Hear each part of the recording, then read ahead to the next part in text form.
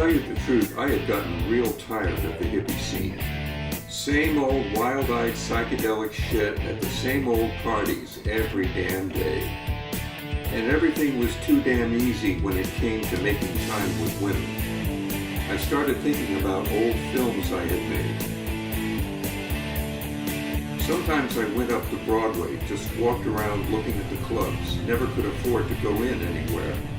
But I could imagine what was happening inside, with women named Autumn Winters, or whatever. Maybe not much different from the women running like an old movie projector in my head. But then I buckled down and started roadieing, and I left all that behind. It was good to be using my body again, in a union job with benefits, a real manly scene, working with other men. Well, mostly men anyway, a few good strong women too. And finally I started to shut down that old projector in my head when I started having access to the young ladies who flocked around the rock stars. Groupies, they called them.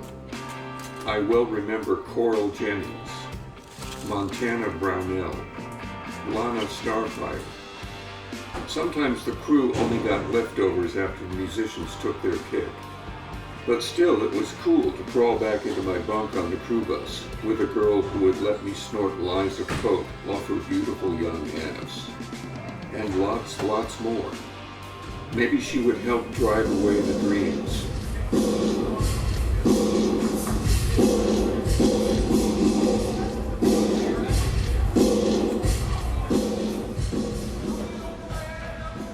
And the days, months, years rolled by.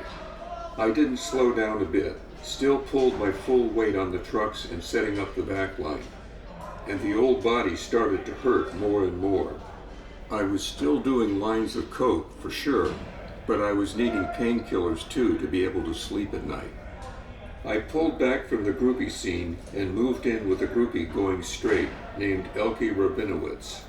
She had a sweet pad.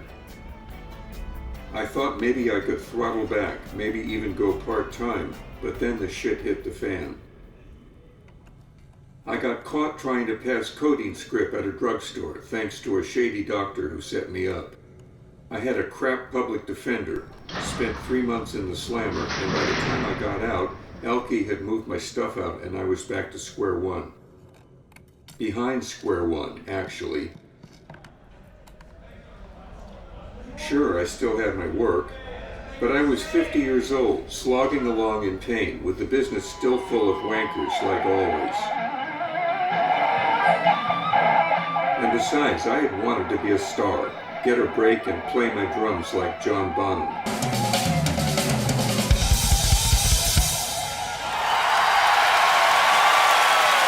Clearly that wasn't going to happen. So now what? One night after a really shit convention gig at a fancy hotel where they treated us like garbage, I stumbled into a place I'd never heard of before. Once I checked out the band, stuff started whirling in my head. I could do this, act totally outrageous, be a crazy bastard. I was an actor, remember? It would be no big thing to put on a front to look like they did. Kind of groovy, actually, get praised for acting like an asshole. Not a big stretch after so many years working for acts who really were assholes. But that left a really big question.